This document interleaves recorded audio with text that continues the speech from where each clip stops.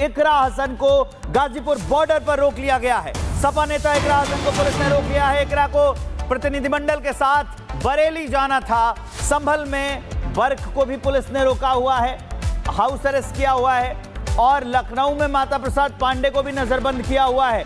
और गाजीपुर बॉर्डर पर बड़ी खबर हम आपको बता रहे हैं कि इकरा हसन को भी रोक लिया गया है। के लिए वहाँ पर जो पीड़ित हैं उनसे बात करने के लिए, उनकी पीड़ा को समझने और उसको उठाने के लिए वहाँ पर जा रहे हैं। तो किस आधार पर हमें रोका जा रहा है, ये समझ से परे है। यूपी सरकार तो कह रही है वहाँ का माहौल नहीं खराब करना है, वहाँ का माहौल शांतिपूर्ण बना रहे। आज जाने से और माहौल भी बिगड़ सकता है। देखिए, जब भी कोई इस तरीके की वारदात होती है, कोई घटना होती है, कोई भी आपदा होती है, वहाँ पर जनप्रतिनिधि, कोई भी जनप्रतिनिधि हो, उनका दायित्व है कि वो वहाँ पर पहुँचे। यहाँ पर सब इलेक्टेड रिप्रेजेंटेटिव है और कानून व्यवस्था के तहत हम वहाँ जाना चाह रहे हैं, तो हम कौन सी वहाँ पर कानून व्यवस्था को बिगाड़ देंगे। ये सिर्फ और सिर्फ अपने काले कर्मों को ढकने की इनकी साजिश है और कुछ नहीं है। उत्तर प्रदेश सरकार बौखला चुकी है। पीडीए की ताकत इतनी मजबूत हो गई है कि इन्हें फिर से हिंदू मुस्लिम के एजेंडे पे उतरना पड़ रहा है। उसी के तहत ये जंगल राज है और वहाँ पर फरमान जारी होते हैं जिसको प्रशासन मानती है। आप लोगों को यहाँ गाजीपुर बॉर्डर पर रोका गया है। आपके जो सहयोगी हैं, किसी को लखनऊ में रोका है, किसी को कहीं संभल में रोका गया है। अब किस तरीके से आप लोगों की रणनीति होगी? जी, हमारी कोशिश है कि हमें वहाँ जाने दिया जाए। हम पूछना चाहते हैं प्रशासन से कि किस कानून के तहत, किस आधार पे हमें रोका जा रहा है वहाँ पे। हम उनको साथ लेके जाना चाहते हैं। जितनी भी पुलिस फोर्स यहाँ पर उपस्थित है, हम उनके साथ, उनके बीच में वहाँ जाना चाहते हैं। उससे हमें कोई आपत्ति नहीं है। हम सिर्फ वहाँ के लोगों से मिलना चाहते हैं और वो मिलकर हम रहेंगे। हम जानना चाहते हैं कि ऐसा वहाँ पे क्या हुआ कि दोबारा से उत्तर प्रदेश सरकार ने सारे नियम तोड़ते हुए, सुप्रीम कोर्ट का उल्लंघन करते हुए फिर से वहाँ पर बुलडोजर चलाना शुरू कर दिया है। ये बिल्कुल गैर संवैधानिक है। और क्यों उत्तर प्रदेश सरकार सुप्रीम कोर्ट के आदेश का उल्लंघन कर रही है, ये सवाल है। सरकार कह रही है जिन्होंने बहुत हिंसा किया है, दंगा किया है, माहौल खराब किया है, उनकी 7 पीढ़ियां भूल जाएंगी इस तरीके से माहौल खराब करना।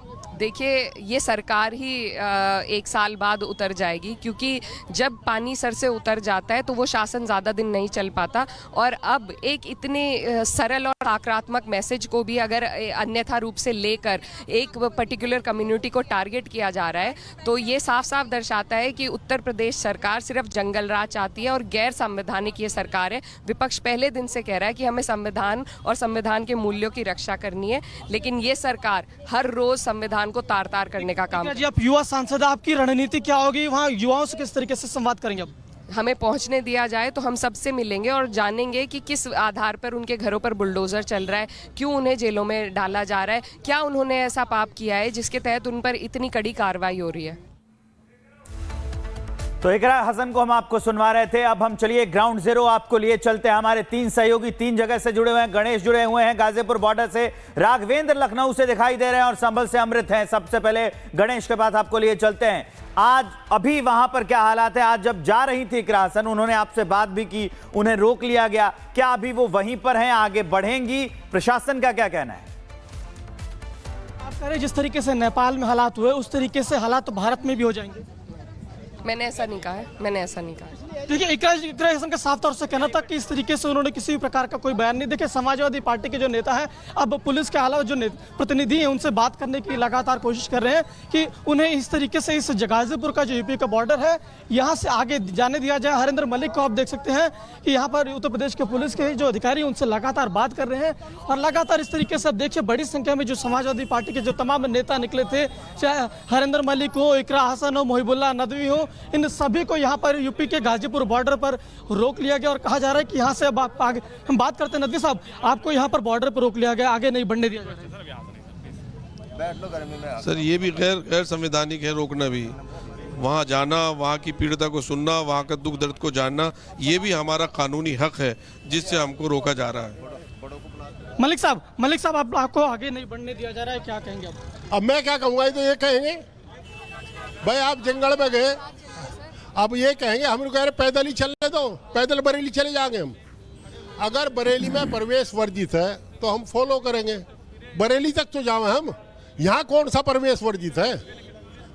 जैसे मलिक साहब कह रहे हैं बरेली तक जाने दीजिए, लेकिन पुलिस प्रशासन जाने नहीं दे रही है। अब हम सब उत्तर प्रदेश के वासी हैं, वहाँ तो हम जाएंगे ही। उत्तर प्रदेश के रोक रहे हैं जी, और वहाँ के जनप्रतिनिधि हैं, वहाँ तो हम जाएंगे ही। किस आधार पे रोक रहे हैं ये सवाल आप पूछ लीजिए इनसे। ये हमारे साथ चले, हम तो नहीं रोक जाने रहे। देंगे फिर क्या कदम होगा? हम तो इन्हें कह रहे हैं हमारे साथ चलो, हम किसी ये क्या, ये तो इनसे पूछो ये क्या करेंगे, हमसे पूछो। भाई जंगल में कोई किसी ने पूछा तू जंगल में गया शेर मिल गया, उन्होंने कहा शेर तो पूछो वो क्या करेगा, हम क्या करेंगे उसमें। ये तो ये बताएंगे कि हम, अरे आपको तो गाजीपुर में रोका, आपके अलग अलग नेताओं के उनके घरों पर रोक दिया, किसी को लखनऊ में रोक लिया, किसी को संभल में रोक दिया। रोक तो मैं घर पर भी दिया था, घर से तो हम चकवा दे के चले आए थे। फिर यहाँ में दिल्ली रात ये रोरिया ने धोखा दे दिया, ये आए और इन्होंने मुखबरी कर दी, तो हम लोग चले हैं। तो देखिए भाई आपातकाल है, ये इनका वो काम है, घर को तो मारते हैं और विदेशी के सामने फुस हो जाते हैं। इन्होंने आतंकवादियों के सामने सरेंडर कर दिया, आतंकवादियों को तो कह दिया पहलगाम और पुलगाम कर लो, और हमें रोक रहे हैं। अरे इतनी मुस्तैदी थी तो आदरणीय मोदी जी वहाँ रोकते, पहलगाम और पुलगाम की घटनाएं ना होती, वो वहाँ कहाँ गई थी इनकी मुस्तैदी। तो देख सकते हैं कि समाजवादी पार्टी के जो तमाम नेता हैं उन्हें गाजीपुर बॉर्डर पर रोका हुआ। लगातार इन्हें कहा जा रहा है कि आप यहाँ से आगे बढ़ नहीं सकते, और समाजवादी पार्टी के जो प्रतिनिधि हैं वो लगातार पुलिस के आला अधिकारियों से बात कर रहे हैं और कह रहे हैं कि हमें यहाँ से आगे बढ़ने दीजिए। हम अपने उस लोगों के साथ वहाँ पर उनसे बात करना चाहते हैं, जानना चाहते हैं कि किस तरीके से बरेली के हालात तो बिगड़े हैं, क्या कारण रहे हैं। लेकिन यहाँ पर आप देख सकते हैं कि बड़ी संख्या में वहाँ पर पुलिस बल तैनात है, और यहाँ पर जो समाजवादी पार्टी के जो सांसद हैं उन्हें यहाँ से इस यूपी बॉर्डर से आगे बढ़ने दिया जा रहा है। और लगातार इन लोगों का कहना है कि हम वहां पर जाना चाहते हैं, अपने उन लोगों से बात करना चाहते हैं। लेकिन अब देखने वाली बात होगी कि क्या ये लोग, ये जो दिल्ली का और उत्तर प्रदेश का जो बॉर्डर है, जो गाजीपुर का लास्ट सेक्शन कहलाता है, क्या यहां से इस तरीके से आगे बढ़ पाते हैं, या पुलिस की क्या कार्रवाई होगी, ये आने वाला वक्त बताएगा। जी बिल्कुल गणेश, आप हमारे साथ बने रहिए। गाजीपुर बॉर्डर का हाल हम आपको दिखा रहे थे। अब हम आपको लखनऊ लिए चलते हैं, जहां माता प्रसाद पांडे को नजरबंद किया गया है। अभी क्या अपडेट है, सहयोगी राघवेंद्र बताएंगे। बड़ी बात यह है कि बरेली से समाजवादी पार्टी के विधायक अताउर रहमान खुद यहां पर मौजूद है। वो आए थे माता प्रसाद पांडे और अपने प्रतिनिधि मंडल को ले जाने के लिए बरेली, लेकिन खुद क्या कहते हैं कि हाउस अरेस्ट हो चुके हैं। आप देखिए क्या कहेंगे विधायक जी, आप तो बरेली के हैं, आप लेने आए थे, आप खुद इस समय यहाँ पर पुलिस के जाल में फंस चुके हैं। देखिए कल मैं यहाँ लखनऊ में था, शाम को निर्देश हुआ कि वहाँ जाना है, तो मैं आदरणीय माता प्रसाद पांडे जी के रेजिडेंस पे आया हूँ।